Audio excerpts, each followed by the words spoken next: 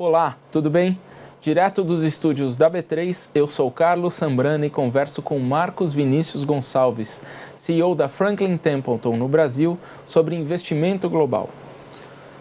A gente falou um pouco, Marcos, nos últimos blocos, sobre a possibilidade agora do brasileiro investir fora do Brasil. Você até mencionou não ter preconceito de investir na Indonésia, na Ásia, em outros países nos quais a gente não conhece muito bem. Para investir nesses países, não dá para ir sozinho com a cara e com a coragem. Tem que ter ajuda de quem conhece o mercado. Tem aumentado a procura por esse tipo de investimento? Tem aumentado a procura, sim. A gente percebe, dependendo do perfil do investidor, o investidor institucional ele já começou, então a gente vê muita demanda dos fundos de pensão e dos investimentos de bancos privados, né, de private banks, em investimentos globais, mas eu acho que isso está começando a chegar no que a gente chama de mercado afluente, né, que são os clientes do Personnalité, do Prime, do Van Gogh, né, e outros bancos, para também o estilo, né, para não esquecer ninguém. Mas, de alguma forma, a gente percebe que, sim, tem aumentado a procura por causa da pressão dos juros. Eu acho que isso é uma coisa que motiva muito o investidor a buscar outros horizontes. Mas eu acho que também a informação. Eu acho que, crucialmente, chega mais informação para esse investidor hoje. Então, hoje ele quer saber mais sobre oportunidades de investimento lá fora. A gente falou sobre Samsung, sobre Apple, e, de alguma forma, ele percebe que isso pode ser um caminho interessante para ele fazer dinheiro. Mas, ao mesmo tempo, tem muita incerteza.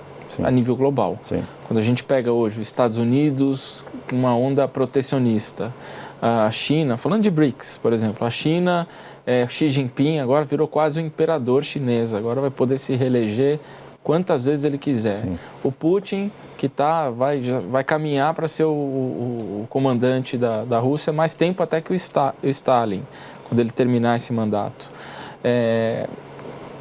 Inflação americana, taxas de juros mais altas nos Estados Unidos. Como é que ele navega nesses mercados? Quais são os melhores mercados para esse investidor estar? Eu acho que a questão geopolítica é uma questão crucial, é uma preocupação muito grande nossa, a gente acompanha muito, nós temos um cuidado muito grande de entender, sobretudo, Estados Unidos e China, que eu acho que são, né, grandes potências que movem o mercado, mas eu acho que muitas vezes também a gente tem que tentar separar coisas positivas que não ganham tanta atenção. Então, como o quê, por exemplo? O pacote tributário do Trump, por exemplo, né, que saiu no final do ano passado, isso gerou um valor muito grande para muitas empresas americanas que tinham muito caixa fora e que tiveram agora a possibilidade de alguma forma, repatriar para fazer ou aquisições ou distribuição de dividendos. Então, algumas coisas que têm sido feitas, da mesma forma a China, quer dizer, a despeito de toda a discussão do poder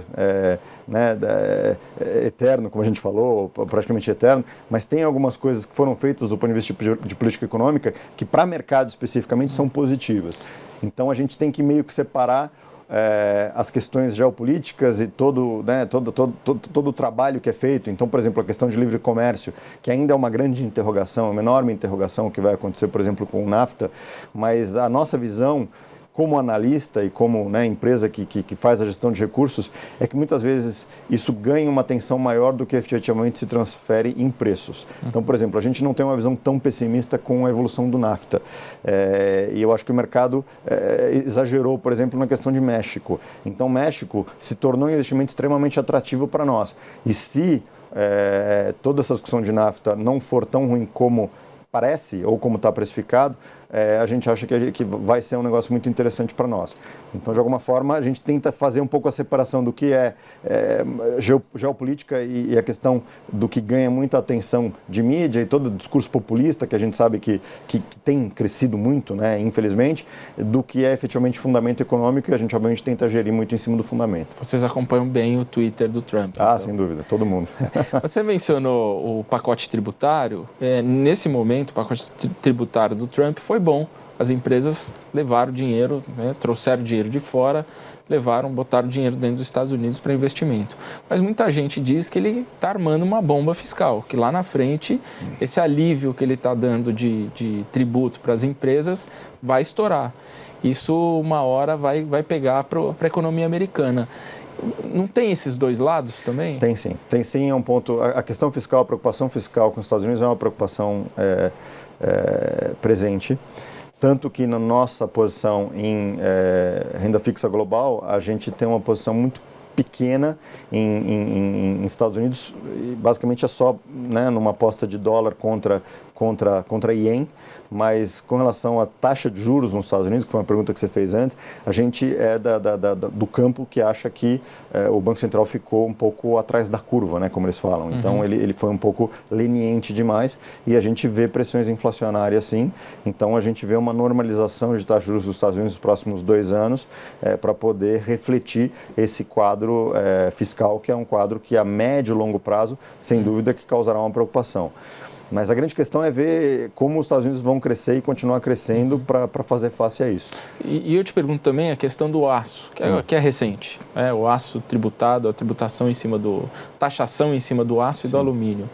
É que num primeiro momento gera emprego na indústria siderúrgica americana, mas também bota pressão em cima das empresas americanas que trazem aço, que importam aço, que precisam de aço, como a indústria americana de automóveis e outras indústrias americanas. Sim. Isso não afeta também o desempenho delas e, consequentemente, o preço das ações delas? Sem dúvida que sim, e a gente, inclusive agora, estamos nos debruçando sobre essa questão, mas respondendo do ponto de vista mais genérico, o protecionismo não é bom, ninguém gosta, a gente não gosta, ninguém gosta, né, os analistas e as pessoas que defendem investimento global e que defendem a possibilidade de você fazer alocações sem barreiras e empresas mais competitivas, não é uma coisa positiva, não é um indicador positivo, claramente não é. Mas também a gente tem que conviver com essa realidade, então de alguma forma você tem que se adaptar. E eu acho que as empresas, não só as empresas, né, que atuam no mercado, mas como nós, que somos empresas gestoras de recursos, também teremos que nos adaptar. Então a gente vai ter que analisar esse cenário e a gente vai ter que perceber até que ponto isso vai trazer benefícios ou malefícios para agentes mais ou menos competitivos. Então, muitas vezes, quando você tem medidas como essa, pode ser ruim para o segmento como um todo, mas empresas que têm estruturas de custo mais competitivas, às vezes até ganham market share, ganham mercado. Então, aí é que entra a análise micro. Eu acho que o importante é você saber não só a análise setorial, mas a análise por empresa, o que eles chamam lá fora do tal do bottom-up, é você tentar entender do micro para o macro. E eu acho que esse é o nosso trabalho, né? Isso leva um tempo, então a gente está exatamente agora tentando entender e alinhavar exatamente quem serão os ganhadores, mas o nosso trabalho é tentar enxergar nesse tipo de cenário, que é um dado, né? Não adianta, a gente pode disputar o quanto quiser, mas a verdade é que o Trump, para usar o exemplo, tem alguns anos de mandato ainda, caso nada de surpreendente aconteça, mas isso claramente a gente tem que se adaptar e tem que, né, lutar com as armas que tem. E falando dos outros países, dos BRICS, China, Rússia, como é que vocês estão avaliando esses países? Eu acho que a gente analisa caso a caso, então a gente não analisa em blocos. Apesar de BRIC foi uma história muito interessante, muito, né, criativa, né, a invenção lá do gerente da Goldman Sachs, mas de alguma forma a gente tem um fundo de BRICS, só para citar, a gente criou, né, acabou sendo uma história tão interessante que como história funciona, mas a gente não analisa como bloco, a gente analisa cada empresa, cada setor, cada país individualmente.